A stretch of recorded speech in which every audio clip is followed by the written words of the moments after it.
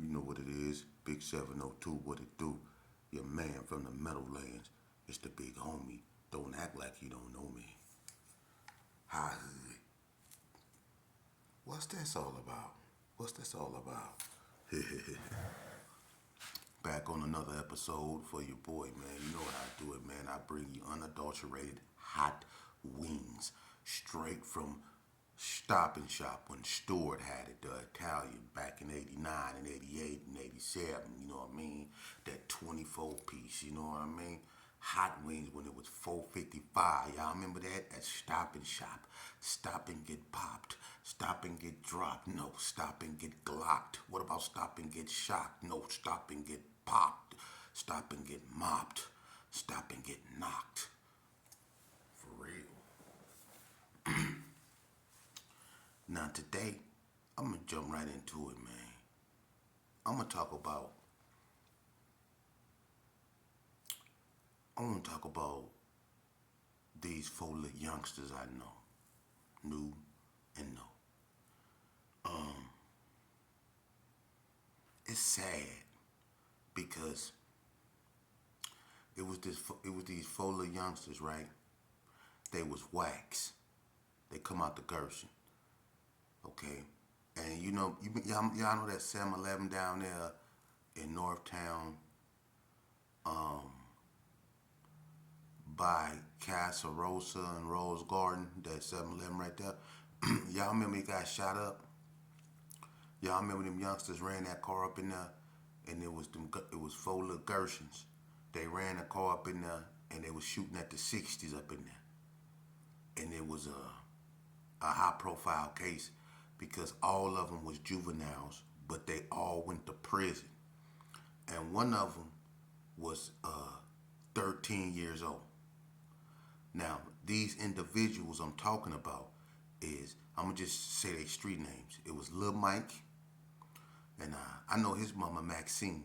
They stayed in Gearing Circle. It was jmak, Joshua. I know his family. I know his mama Doris. She actually, and I know his sisters Morgan and all them. He stayed right next door to where I was born, where CWAC them actually lived in Gearing Circle. And it was Shysty, not the one that's rest in peace, the other one. And it was Jamie, Lil Mac. And Lil Mike was 13 years old. I think J-Wack was 14. I think J-Mac was, his name was J-Mac. I think J-Mac Jamie was 14. And I think Shyst was the oldest because he was 15. And Shyst and Lil Mike was the two littlest. J-Wack was the tallest. Now, you know, when they came to the joint, they son J-Wack, Shysty Wack, and J-Wack and Shysty Wack came to NNCC, and immediately because of their age, Tony Pope took them under his wing. He actually moved J-Wack next to him.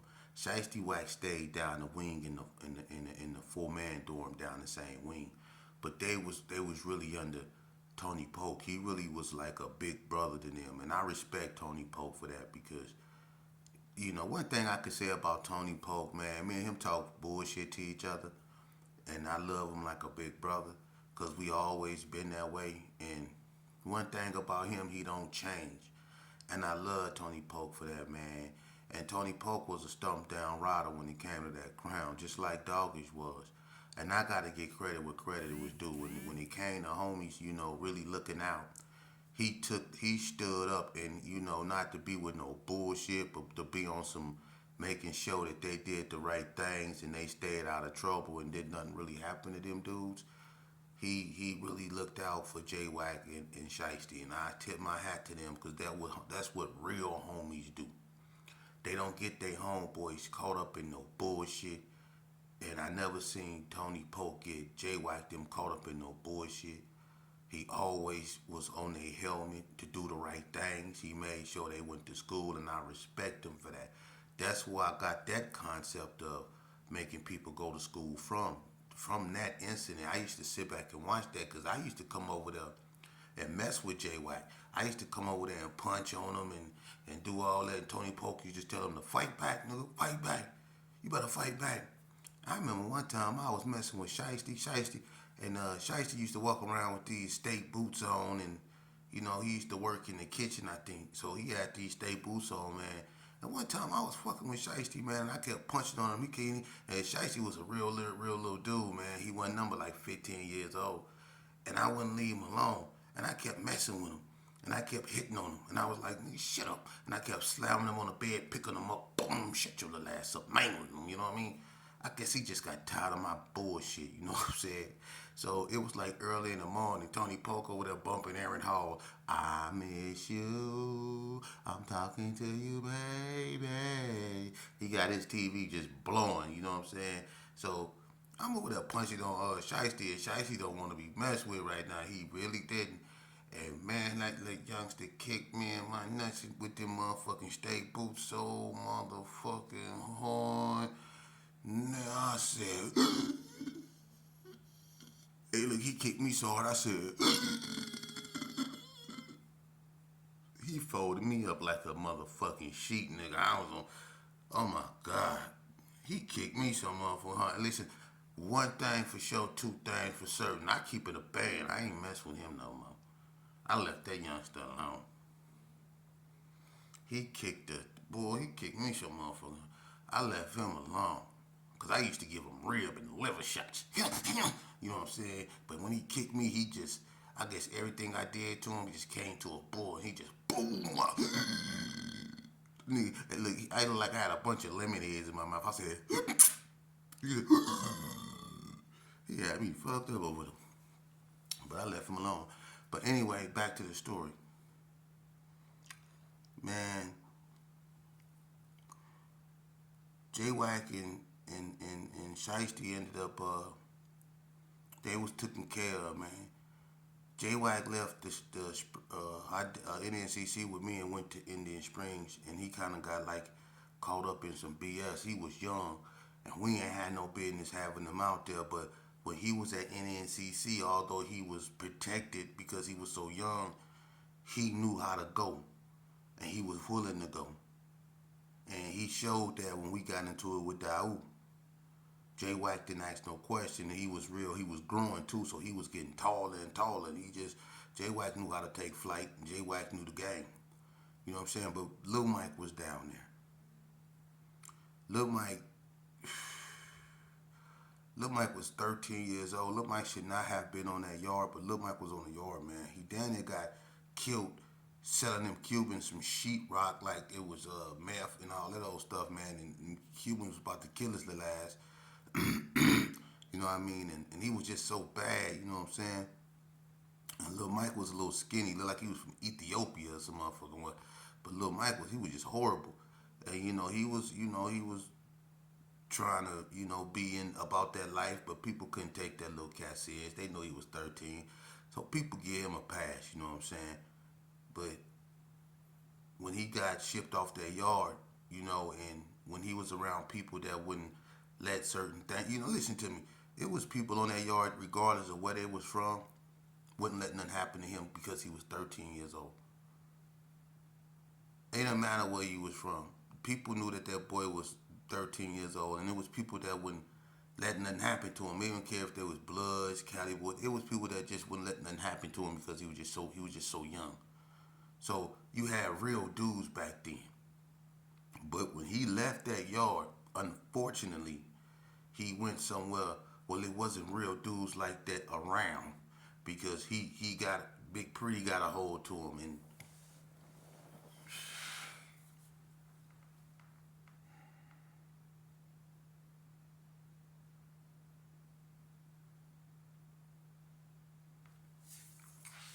man, Big Pretty got a hold to the homie, man, and a little baby, man, and he was a baby, man, and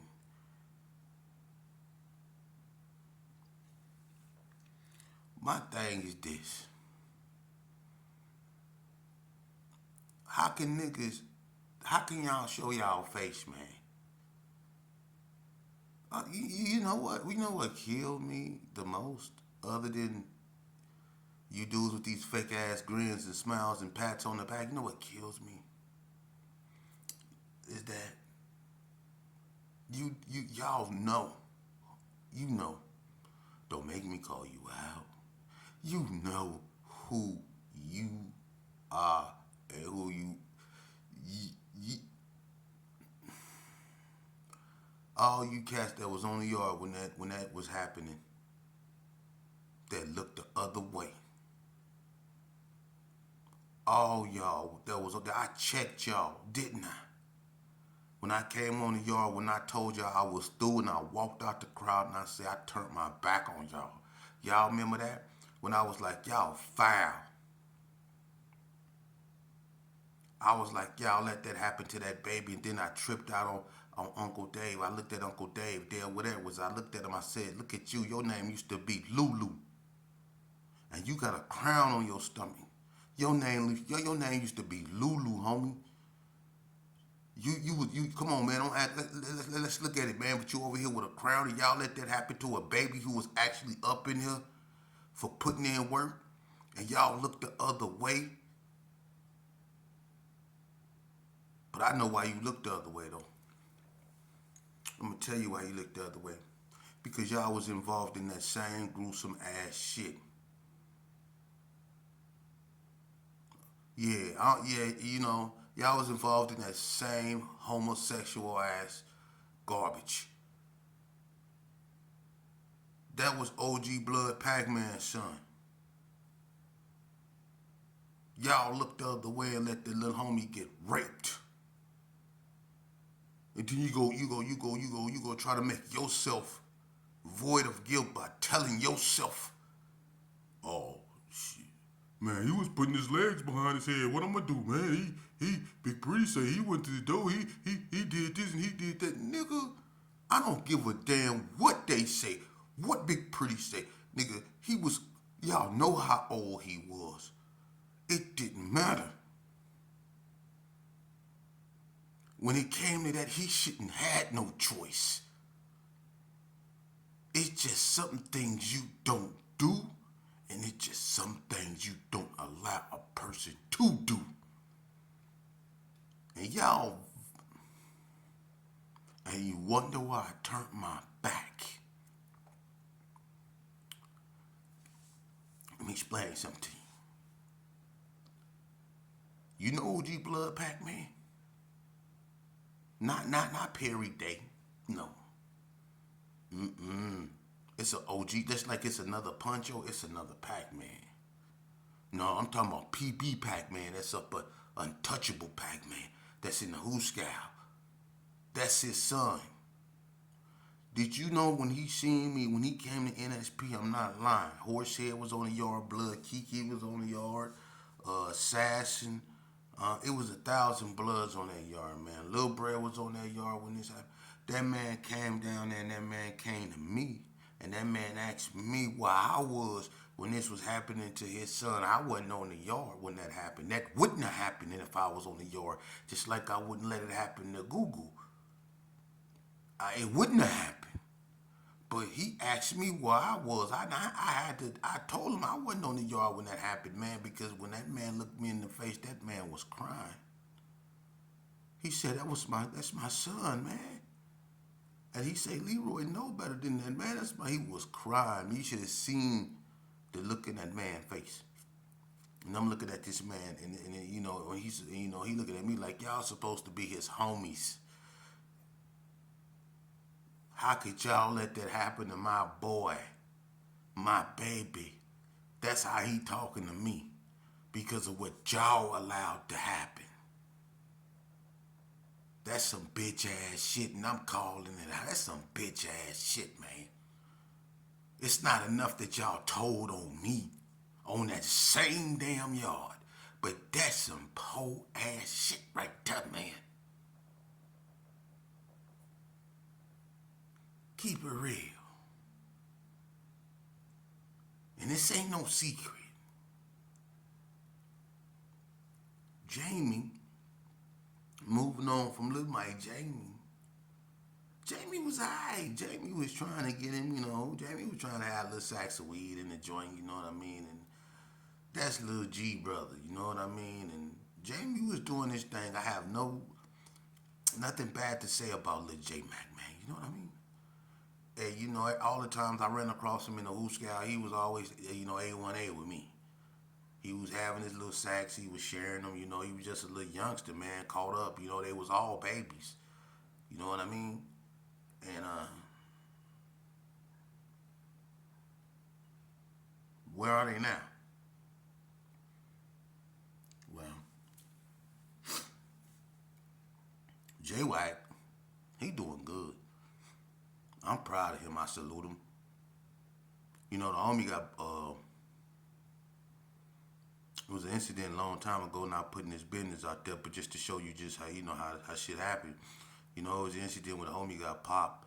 He got domed, you know what I'm saying? And the boy that blooded boy toothpick from 50 shot J Wack in the head, and J Wack really got domed. And for him to be still breathing is a testimony in itself, because the homie really got domed. And when he came back to the Who Scout, I actually was talking to him, and we was he was showing me, and he was like, now I'm not gonna go no further than that, but the homie, what I'm saying, he here, and he raising his kids, and the homie doing beautiful things, man. I love it, man. And he's he ain't been back to the joint, and that's one thing I could say about redemption and proving people wrong, and rebutting the stereotype is going out there and doing positive stuff, and that's really gangster, coming from where he came from, and not not having no smut on your name, and being one of the first generation WAKs, you know what I'm saying, and just he good peoples, and he doing a good thing, and Shiesty, from what I know, unfortunately, the other Shiesty WAK, his brother passed away, you know what I'm saying, rest in peace, Shiesty WAK, man, you know what I'm saying, both of them was good youngsters, but the one that went to the joint, you know what I'm saying, I love him, man, he gave me, when I first got out, he gave me $500, $600 at Lorenzi Park, you know what I'm saying, and he was doing his thing, man, last I heard, you know what I'm saying, I don't know what he really doing, but I talked to him on the phone. I think he out of town, whatever he doing, man. So I salute him, man. He a good little youngster, and he never been back to the pen, and that's real good, I don't know what he really doing, but whatever it is, he out the way with it. So I salute him. J Mac, unfortunately, J Mac, you know what I'm saying, from what I heard, got caught up in something he didn't even really know nothing about, and it had something to do with somebody that knew him, something about him pulling up, and some dude that got into it with somebody, and I don't know if the people he got into it with thought J Mac was coming to help the dude, and I don't know. All I heard is J Mac pulled up to something he didn't know nothing about and got knocked down. He got killed. And Lil Mike, after, the incidents with Big Pretty, Lil Mike, unfortunately, he was never really able to, I guess, really, I don't know if it was something mentally, because it had to be to go through what he went through to be young. To me, his mind wasn't all the way developed to be able to be making decisions, to be doing sick stuff like that. And for, Big Pretty, for him to do that, what I mean? I really felt that, Big Pretty is who he is. And the people that was around Lil Mike, that was supposed to be his OGs, that knew what was going on, and decided to rationalize it by saying that Lil Mike know what he doing is some pathetic motherfuckers. Because, excuse my French, but they are what they are. They some pathetic motherfuckers, because that was a baby. That was Maxine's son, man. Come on, man. Y'all know goddamn well I don't give a fuck. If you got the PC Lil Mike up for its own good, then you PC Lil Mike up for its own good. The last thing Lil Mike was supposed to do was get raped. And that's what it was. It was rape. And y'all know what it was. What you mean? How the hell can he be doing what he be doing for 2 soups? And y'all gonna say he was doing that for 2 soups? What, y'all couldn't give him 2 soups? He had to sell his body for 2 soups? His big homies couldn't give him 2 suits, but y'all was getting them homosexuals everything that y'all wanted, everything that they wanted. Y'all was getting them homosexuals your radios. They was in there eating your food. You know what I'm saying? Y'all was doing all kind of sick ass shit, dressing like him and all that. So you couldn't get your little homeboy 2 suits. He had to sell his body for it. Listen to this sick ass shit, man. This some sick ass shit, man. And y'all want to listen, man. Yeah, and then look, the homie get out. Look, he get out. He moved to Pahrump. What was Pahrump or Laughlin? He moved to Pahrump or Laughlin and ended up getting hit by a car and getting killed. And his story end like that. And you wonder why it's so much fucked up karma around you cats, man. Fuck that, man. Listen, I promise you this year, a bunch of y'all would never catch COVID because a bunch of y'all would never catch COVID. I'm serious. Because some of you motherfuckers is so rotten you too rotten, COVID go avoid you. For real. And you can clap your hands to it. You can feel good about that. Yeah, you so motherfucking rotten, COVID go avoid your ass. Because you make COVID sick.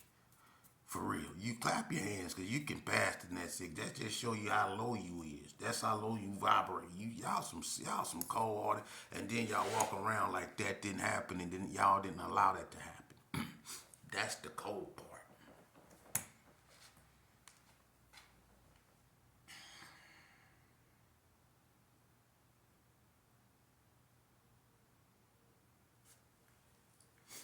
You know what? It gonna be a day these youngsters will start saying, I hope they do, that's why.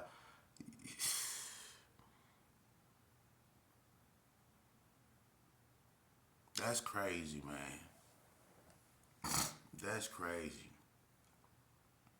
That's crazy. That was a baby. And you wonder why these youngsters don't respect OGs, man. Because you're so caught up into that other shit, and your little home. You know what, man? This is what and then I'm going to tell you something else, too, man.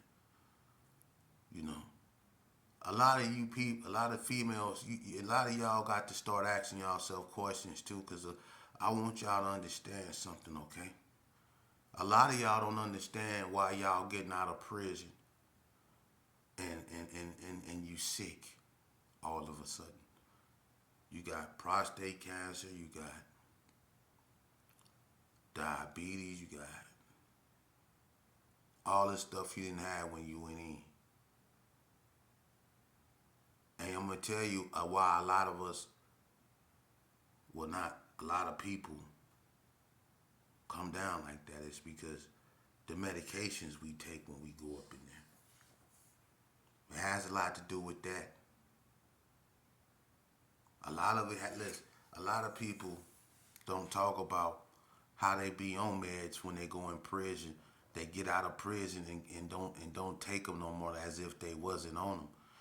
And they use the medication to do their time because that time be hard when your girl run off and the money don't come no more and ain't nobody answering their phones and you got 6 more years to do. It get real lonely in that motherfucker, huh? And the only thing you got to turn to is what? Some people turn to other men, which is so sick and sad. Some people turn to church. Some people turn to Islam. Some people turn to weights. I did that. I turned to weights. And I turned to stabbing people and extortion. And I turned to attempted murder. And I turned to organizing poker rings and using my gang status to collect decks. I was involved in all kind of shit. I don't even. But anyway, some people turn to all kind of stuff. You know what I'm saying? But you know, I'm gonna be honest with you, man. Some people turn to medication, and that's a cold world. Trust me, I was in it. When you turn to medication to cope with doing time, I didn't turn to it because I would have been on it when I got there. I didn't start off on medication. They put me on it because I was too goddamn bad. And they needed to slow me down because I was violent. And I was threatening and trying to do bodily harm to COs. So they had to slow me down. Howl dog 4 pointed with a pamper. Talk about get right. They had me like this. I'll be good, sir. I swear. But anyway, they do all that time on that medication, and then they walk around like they never been on it. You get out and you get on other drugs. You get off penitentiary drugs and come out here and get on street drugs. But see, you don't talk about how you was up in the penitentiary on Cinequan, Elavil, Whisperedall, Depakote, Thorazine. You don't talk about all that stuff you was up in there taking. Yeah. You don't talk about all that stuff you was up in there taking. But you get out here, you be on other stuff. Liquor, blow, go fast, go slow, living larger like a hobo. You know what I'm saying? You be on that, right? Yeah. And then you wonder why your kidneys like that. Then you wonder why your liver fell. And then you wonder why you got this. And then you wonder why you got that. And then you wonder why you falling dead. You know what I mean? Really look at that. Some of y'all don't even know half y'all children, half y'all brothers, half y'all sons is up there doped up, fat, bloated, everything off medication. You think they on swole. They over there posing for pictures.